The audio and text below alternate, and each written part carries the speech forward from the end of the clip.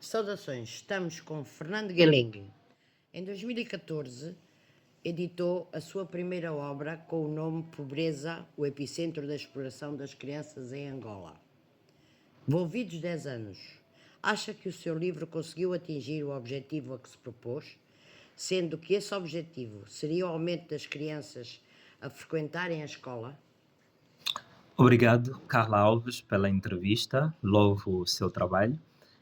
Na verdade, A Pobreza, o epicentro da exploração de crianças em Angola, é um livro resultado, primeiro, de um trabalho jornalístico desenvolvido no Semanário Agora em 2010, dirigido por Aguiar dos Santos e conduzida por mim.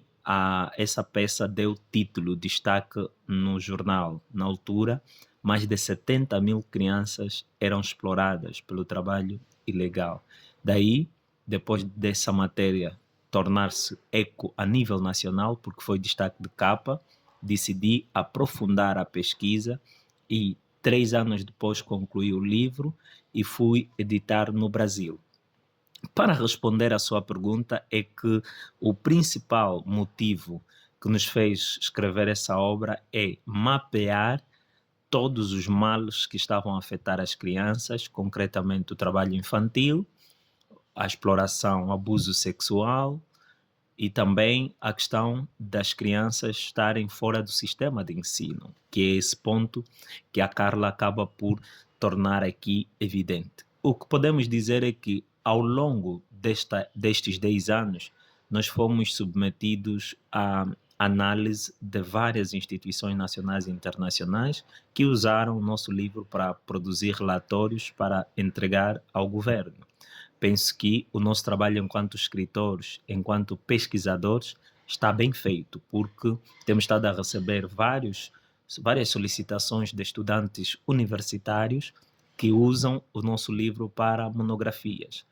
O resultado é este. A seguir a esse resultado, cabe às instituições governamentais, as ONG e as demais instituições da sociedade civil olharem no material que nós pesquisamos e produzirem resultados que impactam a vida direita da sociedade, fundamentalmente a família, onde crescem as crianças, porque a educação familiar, a situação de desemprego dos pais, a falta de crianças ainda sem acesso ao ensino continuam de facto preocupantes e penso que a situação agravou-se mais. Na altura ainda havia muita abertura da economia, não muito intensa, só o facto de eu editar o livro por conta própria indicava que a economia estava ainda mais ou menos equilibrada. Hoje, a situação de fome e pobreza a preocupa e agarrou muito as famílias, então isso se tornou um pouco mais agravante e devemos trabalhar para a melhoria. Fernando Gueling, desculpe, quais são os males atuais da nossa educação? Ok. Onde os vê, onde os encontra? Bem, o sistema educativo de um país ele não deve depender de nenhum governo.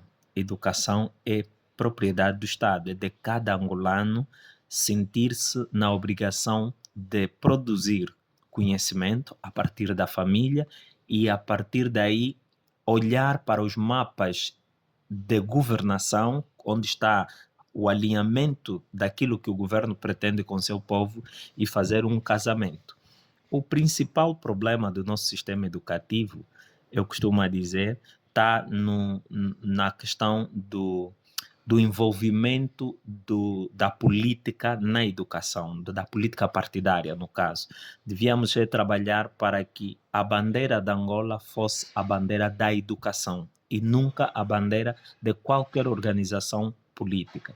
Por quê? Porque quando a política entra na educação, se torna uma educação ideológica e não se tratará de uma educação patriótica, nem tampouco uma educação que visa resolver os principais problemas da educação. Estamos a falar do analfabetismo, muita gente não sabe ler, não sabe escrever, muita gente não entende a base da própria língua portuguesa, para não falar das línguas nacionais.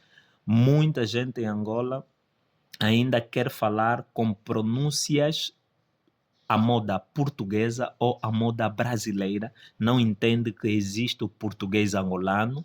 Então, nós estamos com situações em que no sistema vigente da educação fala-se muito mais de outros países do que da nossa realidade angolana. As crianças estudam praias e rios de países europeus e ocidentais, ao invés de tratar daquilo que a beleza da nossa própria nação tem, desde o Morro do Moco, as montanhas, quedas de Calandula, isso entrou para o material de ensino, mas ainda é muito pouco a forma como incorporamos ele para o ensinamento das crianças. Penso que, do ponto de vista geral, se nós não trabalharmos fortemente para empoderar a família, que é o principal responsável pela educação de uma sociedade, nós estaremos a enfrentar problemas muito sérios, porque se a família não tem estrutura, não terá estrutura o trabalho, porque na família não aprendeu, em casa, na escola não aprendeu, então no trabalho vai ter dificuldade de inserção,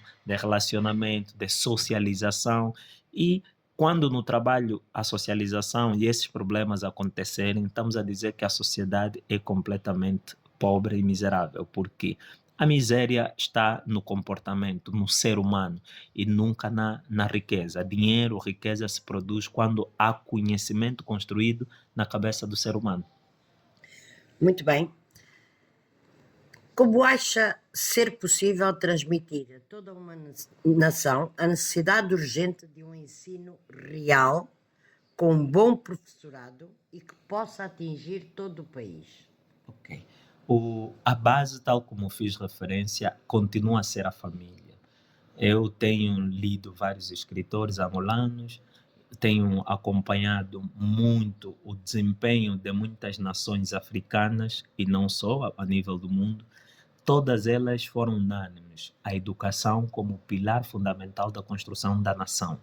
E na educação, eles empoderaram a família. Se não dar poder, emprego, atenção, amor, carinho à família, ao pai, à mãe, para protegerem a criança, é difícil crescermos. Hoje olha-se a tristeza no olho dos pais, olha-se a tristeza visível no rosto da mãe. Essa tristeza, esta falta de apoio, aconchego das estruturas governamentais de um país, do amor entre angolano para angolano, isso não vai trazer um bem-estar social para Angola em nenhum momento. Por quê? Porque ninguém que está abalado consegue dar resultados produtivos. A produção, primeiro, depende da paz de espírito, do emocional. Só assim é que você consegue produzir bons resultados. Toda pessoa triste está com um sentimento de melancolia, não tem como produzir grandes coisas. O mínimo que vai fazer é chorar e lamentar. E de lamentações nós já vivemos, desde o processo do colonialismo e depois a guerra entre nós irmãos. Logo, não é momento de chorar, é momento de nos abraçarmos, de conduzir o amor ao próximo e tornar Angola a bandeira de todos nós. Não importa se você estudou sociologia, história, economia, não importa em que parte do país você está, se é no sul, no norte, no leste, e mais do que isso, não deve importar qualquer briga partidária, porque os partidos visam o poder para fazer o bem da nação e nunca visam o poder para servir benefício próprio, porque Angola é um país belo, é um país incrível e é tão incrível que as portas das nossas embaixadas a nível mundial não param de encher para pessoas que queiram vir viver aqui. Então, devemos criar o amor ao país como bandeira principal. E tudo o resto, onde há amor, tudo o resto segue. E funciona. E vai funcionar. Okay. Então, estas foram as palavras de Fernando Guelengue. A nossa entrevista está terminada com este escritor palestrante que com certeza teremos novamente na nossa rádio para dar outras entrevistas e para podermos aprofundar este tema. Obrigado.